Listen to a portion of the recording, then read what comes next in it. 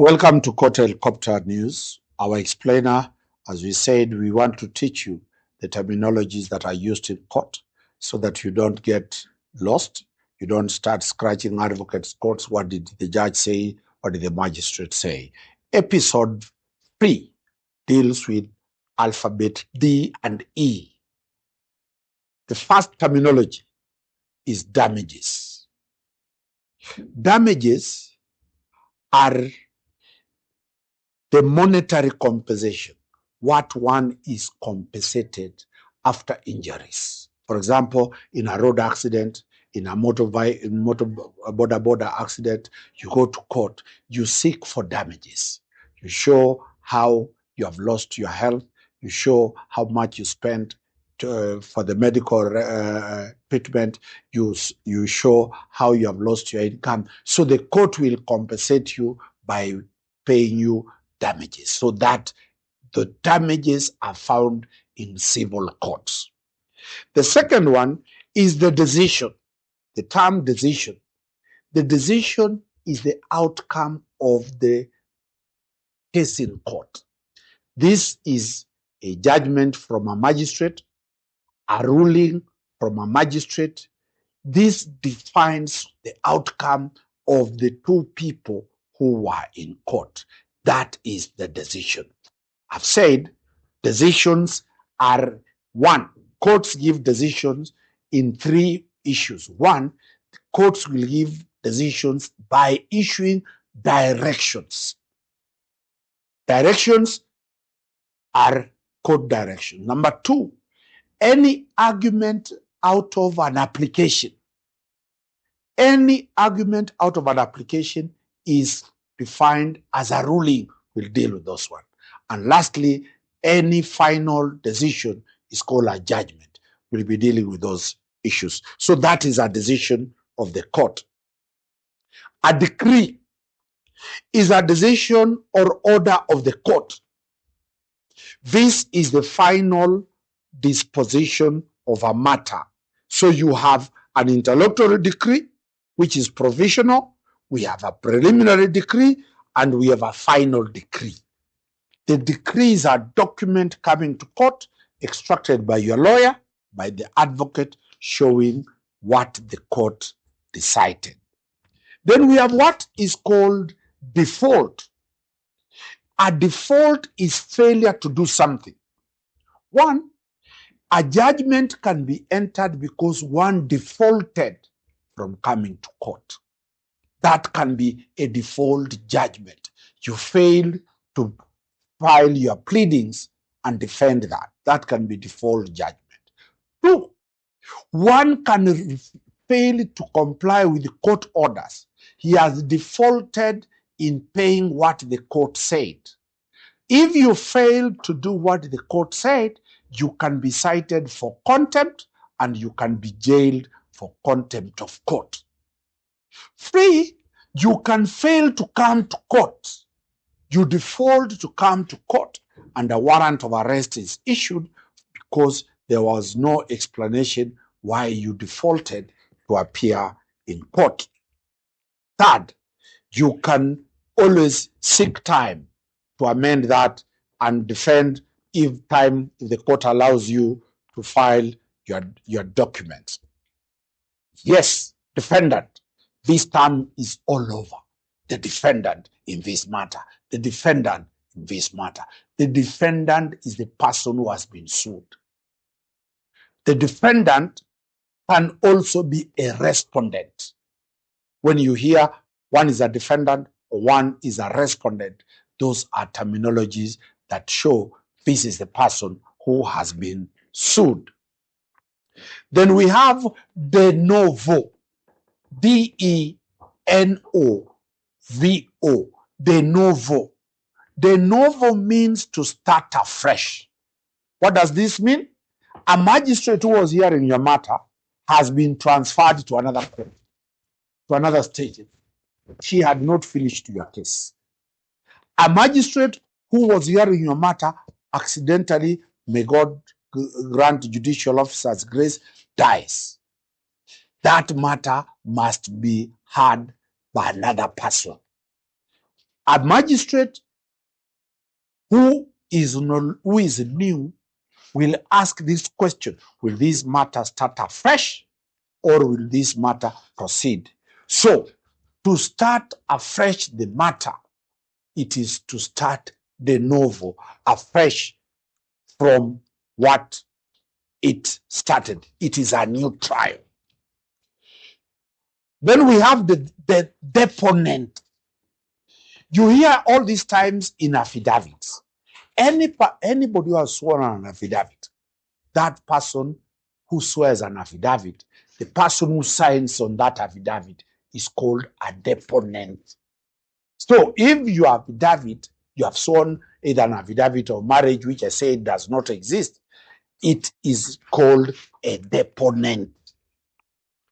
You swear on oath that the facts that you are bringing to court are true. Then we have this deposition. This is a sworn testimony of a witness made in that court. Whatever you have sworn, it is what you have deponed. That disposition is what is brought to court. Then we have what is called dismissal.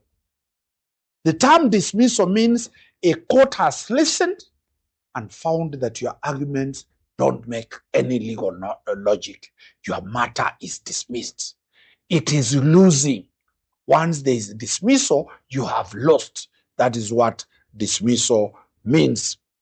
Then we have a dissolution of marriage. That is a divorce. It is called a dissolution of marriage. Then the other term you hear is domicile. Domicile. This is where somebody stays. Domicile is very critical because it gives jurisdiction to courts.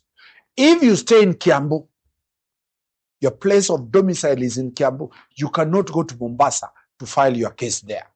You will have to file your case where you are domiciled. In this other, we have what we call a defense counsel. The defense counsel is the advocates who represent those who are defending themselves. That ends our part A of this episode. Part B is alphabet E. Let us look at alphabet E. In the first terminology is easement, from the word ease, E-A-S-E-M-E-N-T. This is a right held by one person to use the land of another for a specified period. When you buy land, you get there are people who have been allowed to use that land to go to the river to fetch water. That is a right of easement. When you buy the land, they will tell you you cannot get a title deed because they have a right to use that land for their use. Easements, and we shall be dealing with this later, it is a right allowed by somebody to use somebody's land, which you must recognize before that. For example, you get Mama Mboga is selling vegetables on somebody's land, you get cows going to the river using that land. Those are rights of easement. Then we have eminent domain or compulsory acquisition. The principle of eminent domain or compulsory acquisition is when government has power to take your property forcibly, whether you make noise. Do you know government can take your land? But that government must take your land for public use. If they want to build a school, if they want to build a hospital, if they want to build a road, they will acquire that land compulsory. Two, but they must compensate you. They must compensate you at the market rate. Government cannot say it cannot provide services because under this principle, they can acquire land compulsorily. Third is the term enjoin. Enjoin is some people went to court. You discover you have an interest in that matter. Then you make an application to court saying, I'm not a party in this matter. kindly allow me to be enjoined because I have an interest in this matter. The court must see your interest. For example, your parents die and you have 3, 4 wives. You are children of the third wife who left. The first 3 wives go to court and start a succession matter without you knowing. You come to see that on court helicopter. You will run to court and say, let us enjoin ourselves because these are birth certificates, this is our father, this is our marriage certificate, this is our husband, and we are entitled to be party in this matter. Then we have what is called equitable distribution. In equitable distribution, sometimes in succession matters, the court, the will, some families were not given anything. They were given a dog, they were given a cat, while others are billions of money. So you can go to court saying the distribution was not equitable. Allow us to, under the principle of equity, we appear before court for a redistribution based on equitable problem. Then we have the term estop, from the term stop. E, then stop. What does that mean? It is to stop something, to impede something, to bar something. For example, you go to court saying, stop these people from abusing me. The court says, you are hereby stopped. When you talk about a stop, we have the principle, the next one, which is called estoppel. The principle of estoppel is you are being told that at one time, Omari, you said this. Now you cannot change your mind and say this, midomo miwili. The court and the law says, if you made this position like this, you cannot change your mind. If you tell people, come, move from Mombasa, I'll accommodate you, and they come here, they relocate from there, then you reach there and say, oh, sorry, I've changed my mind. The court will tell you, you are stopped from changing your mind because people have changed their positions by virtue of the way you represented. Then there is this funny title, ETR, at ET apostrophe AR, ETR. It means an abbreviation which means et alia, meaning and other persons. Not one, but several other people were involved. The term evidence. Evidence is the facts that you bring to court. Ni ushahidi yako. That evidence of law. You remember the evidence Raila Odinga carried to the Supreme Court. The evidence in lorries, or the judges called it hot air. The courts determine what evidence constitutes evidence. Eviction. Eviction is a term used where the court has allowed one party to remove the party who is in possession of a house or in possession of land out of that land. So you are removed from where you were. It is called eviction. And normally the courts issue what is called an eviction warrant. So once you are there and you have lost the case, you will be evicted from that place. Execution. Execution is a term used once a judgment has been issued. The person who has the judgment in his favor starts the process of executing that. One, he can go for attachment of a salary, he can go for evicting those who have lost the case. Three, he can go for auction, the properties that the court has given. So execution is to move to realize the fruits of one's judgment. Exhibit. Exhibit is the documentary evidence, material evidence, any type of annexure, any type of material you bring to court to rely on.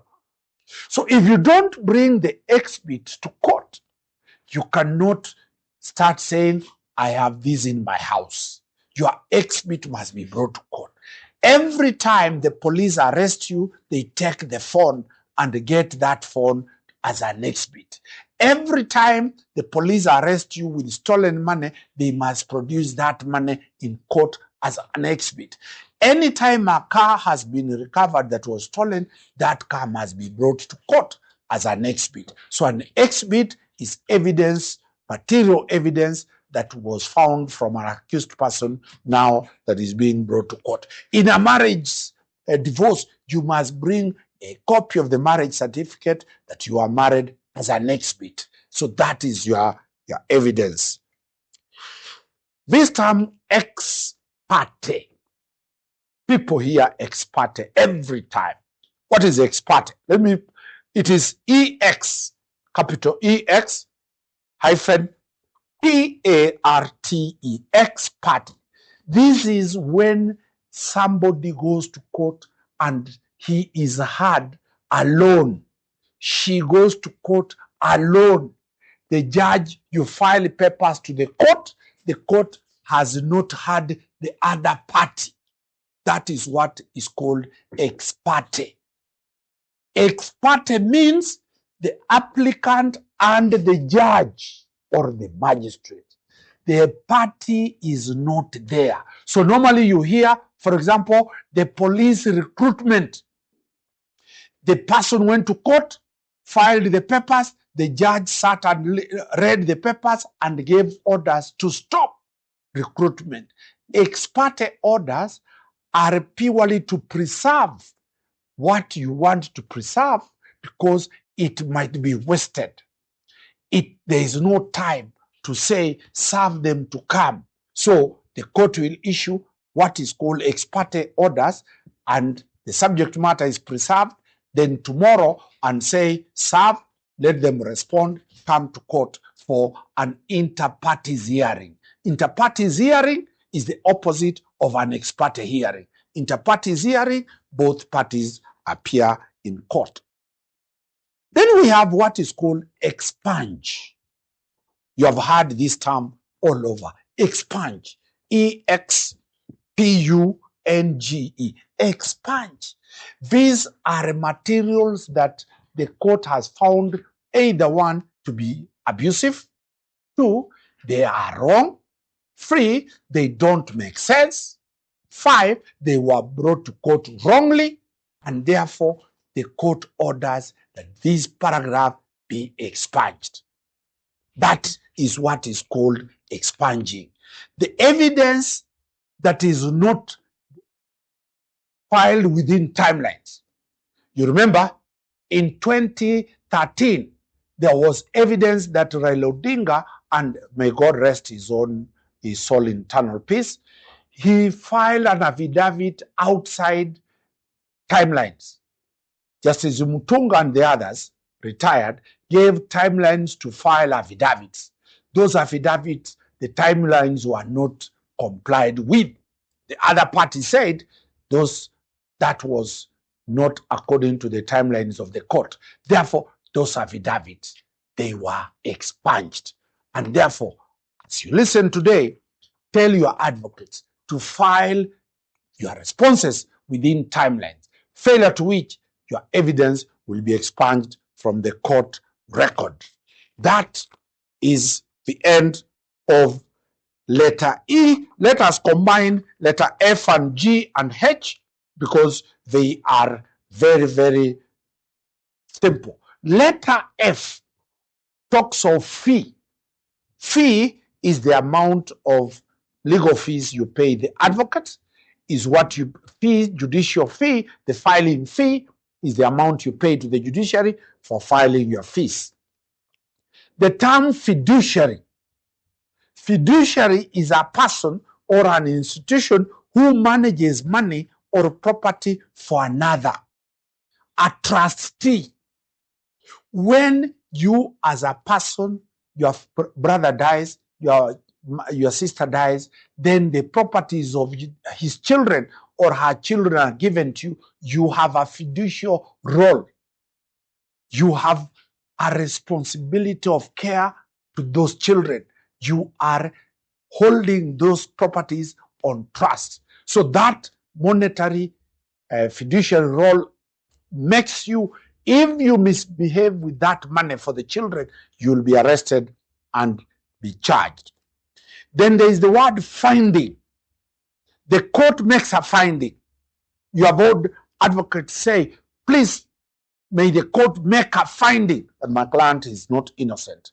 My client is not guilty. The prosecutors say, may you make a finding that this person is guilty. That is a court's decision on issues that have been found. Fine. A fine is, once one has been convicted, one is told to pay to the government a fine. That fine does not come to the complainant. The fine goes to the state. So fines are for state. Then we have the forum. The forum are courts. We have different forums. As I've said, we have the tribunals. We have the small claims court. We have the Qadi's courts. We have the magistrates courts. We have the High Court. We have the Court of Appeal. And we have the Supreme Court. All these are forums that are there. G. Letter G has two terms that are very critical. A garnishee and a garnishee proceedings. Garnishee is Garnishes.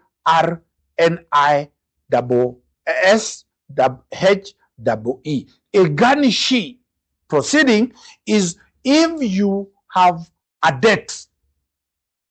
If you have a debt and the court has found a judgment and your account, your bank account has money, the court has power to order the money in that account to be remitted to the complainant. So the garnishee proceedings are proceedings in terms of money in a bank that is supposed to be released to somebody else. Then we have the final word there, a guardian ad litem. A guardian ad litem is an officer appointed by court to stand in during adoption.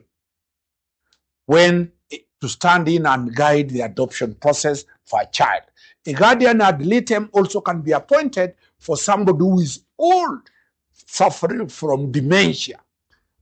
Then the court will say, this one needs a medical person called a guardian ad litem to do this matter.